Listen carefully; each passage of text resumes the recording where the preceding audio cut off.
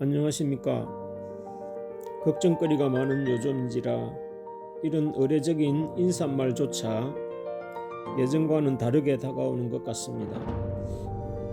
우한 폐렴 사태가 갈수록 걷잡을 수 없는 지경으로 발전되어 가고 있습니다. 과연 이 사태를 그냥 신천지라는 이슈로 마스크 대란이라는 그러한 말들로 덮어갈 수 있는 일일까요? 미련한 인간들은 무엇이든지 자기 몸으로 느껴지기 전에는 언제까지나 강 건너 불구경하듯 하게 되지요. 그러다 덜컥 자기 몸으로 느껴질 때야 비로소 현실적으로 받아들이게 됩니다. 이미 때가 늦었겠지만 말입니다. 어떤 경우든 하나님은 알려주십니다. 알려주지 않으시고는 결코 행하지 않으신다 하셨습니다. 노아의 홍수 때도 그랬고 바벨론의 이스라엘이 망할 때도 그랬습니다. 노아는 100년간을 전했고 예레미야는 옥에 갇히고 매맞아 가면서까지 외쳤지만 아무도 그의 말에 귀 기울이지 않았습니다. 오늘날의 현실도 많은 교회들이 있고 많은 목자들이 있지만 전부 다가 단편적이고 지엽적인 문제에 집착하지 본질적인 하나님의 뜻이라는 관점에서 바라보지 못하고 있습니다. 지금의 이 사태가 과연 신천지가 말하는 대로 14만 4천을 채우고 흰무리가 몰려오기 위한 바람인지 아니면 어떤 종말론자들처럼 휴거가 되기 위한 7년 환란과 연계된 재난인지 아니면 이도저도 아닌 그냥 우발적인 재난일 뿐인지 이러한 입장 정리가 되어야 그에 따른 미래를 준비할 수 있을 것입니다. 도대체 누구에게 지도를 받고 안내를 받아야 할지 속만 탈 뿐인데 누구도 시원한 답을 주지 못하고 있습니다. 과연 이 코로나 사태가 어디로 그리고 어디까지 튈까요? 우리는 도대체 무엇을 준비하고 우리의 미래에는 어떤 일들이 다가올까요? 참으로 암울한 시기입니다. 성경은 이 시대에 대해 뭐라고 말하고 있는지를 좀 생각해 보고자 합니다. 전날 유튜브에서도 제가 말했지만 계시록은 1장에서 18장까지는 재난 이야기가 그치지를 않습니다. 7 인의 재난, 7 나팔의 재난, 7 대접의 재난까지 작은 재난도 아닌 거대한 재난들이 줄줄이 이어져 있습니다. 지금 대한민국에 닥쳐 있는 재난도 지금 당장에는 코로나19로 인한 재난이 진행되고 있지만 그 뒤에 북핵 사태로 인한 재난, 경제적인 위기로 인한 재난, 그리고 정치적인 격변으로 인한 재난들이 번호표를 뽑고 기다리고 있다 해도 과언이 아닌 지경입니다.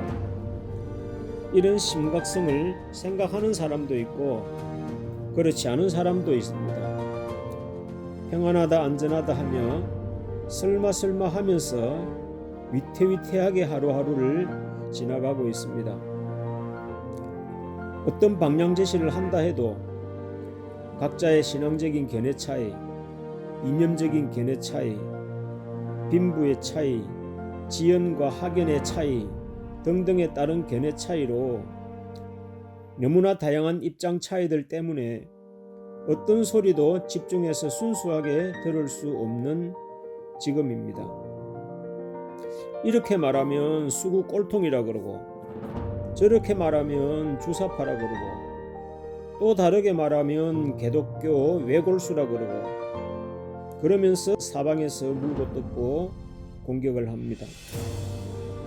지금 진행되는 이 우한 폐렴의 재난도 왜 하고 많은 집단들 중에 하필 신천지라는 단체를 통해서 이렇게 파급이 되고 있는지 그리고 신천지는 또 왜 저렇게 극렬하게 저항적인 태도를 취하고 있는지 이런 점도 좀 더 깊이 생각하고 대책을 세워야 하는데 아무도 이런 관심은 기울이지 못하고 당장의 작은 문제에 또 당장의 인기몰이에 또 호사가들의 말장난거리에만 온통 신경이 곤두서 있는 것이 현실입니다. 성경의 666의 의미는 그렇게 간단한 문제가 아닙니다. 666의 666의 기원 자체가 솔로몬의 금방패 666 금달란트에서 유래한 것이지요. 솔로몬은 왕입니다. 그러므로 이것은 종교적인 의미와 함께 정치적인 의미도 함께 생각해야 됩니다. 신천지 같은 교단들은 그런 것들을 영적으로만 풀고 있고 일반 많은 종말론자들은 육적으로 세상 국가적인 현상으로만 봅니다. 이도 저도 아닌 입장도 있지만 말입니다. 그러나 이것은 어느 한쪽으로만 치우쳐서 보면 안 됩니다. 지금은 더더욱 그 모든 것이 복합적으로 나타나 이루어져 가고 있다는 점을 반드시 이해해야 합니다. 왜냐하면 지금은 모든 성경의 역사를 매듭짓는 총결산의 의미가 있기 때문입니다. 우선 계시록에서 소개하는 666의 주체 세력은 일곱 머리 열뿔 짐승으로 표현하고 있는데 이 의미에 대해서 간단하게 살펴보겠습니다. 여기서는 자세히 설명할 입장은 아니지만 이 일곱 머리 열뿔 또한 영적, 신앙적인 의미에서 나타나는 게 있고 또 육적, 정치적, 사회적인 의미로 나타나는 것도 있습니다. 지금 대한민국에는 영적인 666의 세력뿐 아니라 육적인, 사회적인 666의 세력까지 복합적으로 얽혀서 지금 나타나고 있습니다. 그 신앙적인 중심에는 신천지를 비롯한 기독교가 자리하고 있고 정치, 사회적으로는 지금의 정부도 깊은 관련이 있습니다. 자세한 건 여기서 다 말할 수가 없습니다. 예수님께서도 태어나실 때 그랬습니다. 그리고 십자가에서 죽으실 때도 그랬습니다. 그 배경인 이스라엘의 환경을 살펴보면 신앙적인 흐름에는 서기관과 바리새인들이 장악하고 있었고 정치 사회적으로는 헤롯과 빌라도가 장악하고 있었습니다. 이 두 개의 바람이 합쳐지면서 하나의 바람으로 뒤엉켜서 예수님의 생애에 영향을 끼쳤듯이 지금의 형국 또한 종교적인 바람과 정치적인 바람이 맞물려서 회오리를 일으키고 있다는 것입니다. 엘리야를 생각해 볼까요? 엘리야는 회오리 바람에 휘말려서 고통 속에 하늘로 올라갔습니다. 엘리야의 심령과 능력으로 역사했다는 그 세례 요한 또한 헤롯 시대의 정치적인 바람 속에서 죽임을 당했습니다. 헤로디아의 충판 사건에 얽힌 이야기는 잘 알고 있을 것입니다. 이 말씀에 대한 의미는 정말 깊이 생각해야 됩니다. 지금은 이렇게밖에 표현할 수가 없음을 양해해 주시기 바랍니다. 지금 이 상황도 신앙적으로는 신천지를 비롯한 기독교 세계가 일으켜가는 바람이고 육적 정치권에서는 그들의 이권에 얽혀 일어나는 바람들이 또 있는 것입니다. 이 배경에도 너무나 어마무시한 그런 배후의 역사가 숨어 있습니다. 이 둘이 맞물려 회오리 바람을 일으키고 있고 그리고 더 증폭되고 있습니다. 그 와중에 느닷없이 신천지가 회오리 바람에 휘말려 죽어가고 있는 것입니다.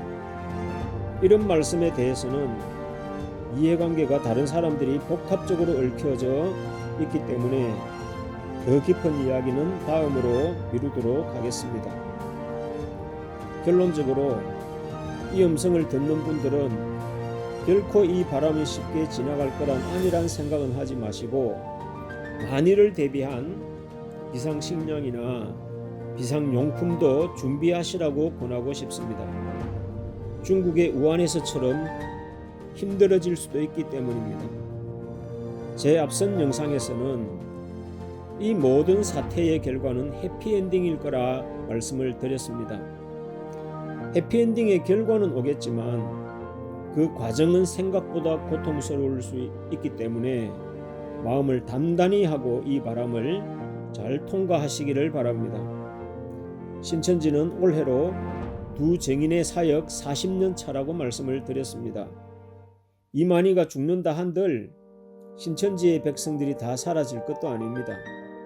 또 신천지가 무너진다 한들 그 다음은 또 어떤 신앙을 하고 어떤 삶을 준비할 것입니까? 하나님도 성경도 버리려고 하는 사람들이 많겠지요. 과연 신천지가 사라진다고 모든 문제가 사라질까요? 내가 각자가 준비되어 있지 않으면 어떤 환경에서도 내 마음에 안식도 없을 것입니다. 그러나 성경이 기록한 마지막 시대를 향한 절차는 차곡차곡 차근차근 계속 진행이 될 것입니다. 지금 문제의 포인트는 신천지의 명운이 아니라 하나님의 마지막 역사의 문맥을 잘 잡고 마지막 하나님의 결말에 자신이 참여하여서 그 해피엔딩을 맞을 수 있느냐 하는 것에 포인트가 있을 것입니다. 뜻이 있는 곳에 길이 있고 찾는 자에게 길이 반드시 열릴 것입니다. 여러분들에게 주님의 은총이 함께하기를 간절히 바랄 뿐입니다. 감사합니다.